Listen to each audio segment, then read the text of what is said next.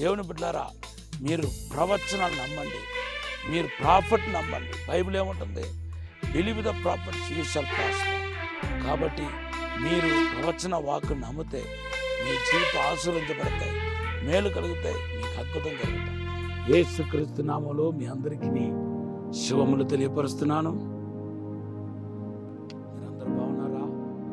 దేవుని బిడ్డలారా, దేవుడు మీరు ఏదైతే దేవుని యందు విశ్వాసం కలిగి కనిపెడుతున్నారో ఆ కనిపెట్టే కార్యం ఇంకా 1-2 రోజుల్లో మీ జీవితంలో జరగబోతున్నాయి. మీ కుటుంబంలో ఎవరైనా బిజినెస్ మ్యాన్ అయితే వాళ్ళ బిజినెస్లో గొప్ప బ్రేక్ త్రూ రాబోతున్నాయి. ఆత్మీయంగా దేవుడు మనం బలపరిచి అభిషేకించి వరాలతోనూ ఫలాలతో నింపి మీ కుటుంబం అందరినీ దేవుడు తన సేవ కోసం వాడుకోబోతున్నాడని ప్రభు మాట్లాడుతున్నాడు. ఈరోజు దేవుడు మనకిచ్చిన వాగ్దానం, దేవుని బిడ్డలారా, అపోస్తుల కార్యం 1వ అధ్యాయం 8వ వచనం దేవుడు వాగ్దానంగా ఇస్తున్నాడు. చూడండి, ఆదికాండం 3వ అధ్యాయం 15వ వచనంలో ఒక ప్రవచన వాక్కును దేవుడు తెలియపరుస్తున్నాడు. అదేంటే ఆ దెయ్యాన్ని చూసి, సర్పాన్ని చూసి ఏమన్నాడంటే, నీ సంతానానికి, నీ స్త్రీ సంతానానికి వైరాన్ని కలుగజేస్తాను, నువ్వు దాని యొక్క మడుము మీద కొడతావు, అతను నీ తల మీద కొడతాడని ప్రవచనం చెప్పాడు. ఈ ప్రవచనం నెరవేర్చడానికి చాలా సంవత్సరాలు పట్టింది, కానీ మొత్తానికి మాత్రం ఆ వాగ్దానం అక్షరాలుగా నెరవేర్చబడినట్టుగా మనం చూస్తున్నాం. ఈ దినాల్లో అనేక మంది ప్రవచనాన్ని గురించిన తప్పుడు ఆలోచన కలిగి ఉన్నారు. ప్రవచనం అనేది దేవుని యొక్క వాక్ లాంటిదండి. నిజమైన ప్రవచనాలు ఏది మనుషుల యొక్క ఆలోచన చెప్పున, మనుషుల యొక్క తలం నుండి పుట్టుకుని వచ్చింది కానే కాదు. పేతురు రాసిన 2వ పత్రిక 1వ అధ్యాయం 21వ వచనంలో రాయబడి, వాస్తవానికి తన సేవకుడైన తన దాసులకు దేవుడు జరగబోతున్న వాటిని దాచిపెడతాడని ఆమోసు గ్రంథం 3వ అధ్యాయం 7వ వచనంలో రాయబడి ఉంది. పాత నిబంధనలో ఆత్మ కలిగిన వాళ్ళందరూ దేవుని ఆత్మతో నిండుకొని దేవుని యొక్క ప్రేరేపణ చేత ప్రవచించేవారు. కొత్త నిబంధనలు అయితే అలా కాదు. రక్షించబడి మారుమనసు పొంది పరిశుద్ధాత్మ పొందిన అందరిలోనికి ఈ ప్రవచన వరం క్రియ చేస్తున్నాయి. ఈ ప్రవచన వరం వ్యక్తిగత క్షేమాభివృద్ధి కొరకును, సంఘ క్షేమాభివృద్ధి కోసం ఇవ్వబడుతున్నాయి. ఈ ప్రవచన వరంలో దేవుని బిడ్డలారా 3 ప్రాముఖ్యమైన అంశాలు ఉంటాయి. నేను ప్రవచించిన, ఇంకొకరు ప్రవచించిన, ఖచ్చితంగా ఈ 3 అంశాలు ఉంటేనే అది నిజమైన ప్రవచనం అవుతాయి.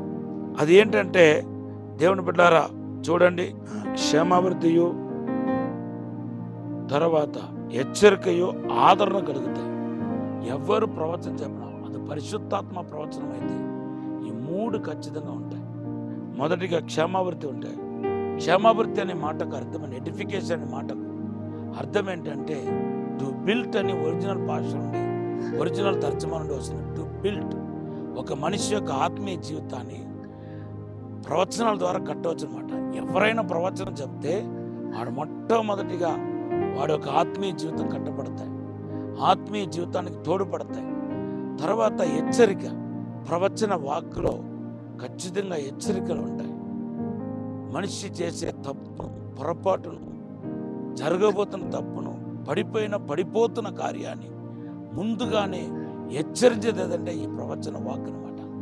సాక్షాత్తుగా పరిశుద్ధాత్మ దేవుడే ఈ యొక్క ప్రవచనాలు పలుకుతాడు. తర్వాత ఈ లోకం ఎంతో పాపముతోనూ, చీకటితోనూ, సాతానుక క్రియలతో నిండి ఉంది కాబట్టి ఎప్పుడు పడితే అప్పుడు గాయాలు, నొప్పులు, బాధలు, వేదనలు మనుషులకు తప్పట్లేదు. ఎంతోమంది అనారోగ్యాలు, ఆర్థిక ఇబ్బందులు, మోసాలు, ఇట్లా ఎంతోమంది బాధపడుతూ ఉంటారు. కానీ ప్రవచనం చెప్పేవాడు, ప్రవచనాలు ఒక వ్యక్తి నుండి వస్తుందంటే ఖచ్చితంగా దానిలో ఆదరణ ఉంటాయి, సంతోషం ఉంటాయి. ఆ యొక్క వాడు చెప్పే ప్రవచన వాక్ ద్వారా చచ్చిపోయిన ప్రాణం కూడా తిరిగి లేస్తాయి. ప్రవచన వాక్ ద్వారా అతను కట్టబడతాడు, బలపరచబడతాడు, దీవించబడతాడు. కనుక ఈ రోజున దేవుని బిడ్డలారా, మీరు ప్రవచనాన్ని నమ్మండి, మీరు ప్రాఫిట్ నమ్మండి. బైబిల్ ఏముంటుంది? Believe the profits you shall prosper. కాబట్టి మీరు ప్రవచన వాక్కు నమ్మితే మీ జీవితం ఆశీర్వదించబడతాయి, మేలు కలుగుతాయి, మీకు అద్భుతం జరుగుతాయి. ఈ ప్రవచనాన్ని గురించిన సందేశాన్ని దేవుడు దీవించిన గాక. ఆమేన్. పరిశుద్ధము నమ్మకమైన పరలోక తండ్రి, ప్రవచనాత్మతో నింపండి ప్రభా, విశేషమైన అభిషేకంతో నింపండి ప్రభా. నీ ప్రసన్నం చేత మహిమ చేత నింపమని వర్ధల చేయమని పరిశుద్ధాత్మను అందరి మీద కుమరించి అయ్యా ఆత్మపూర్వకంగా చేయమని తాకమని యేసు నామములో అడిగి వేడుకుంటున్నాము తండ్రి, ఆమేన్. అపోస్తల కార్యం 2:17 మీ ప్రవచన వాక్కు, ఆ వాక్కుని ఎత్తుపట్టి ప్రార్థన చేయండి. మీరందరూ పరిశుద్ధాత్మతో నింపబడతారు. God bless.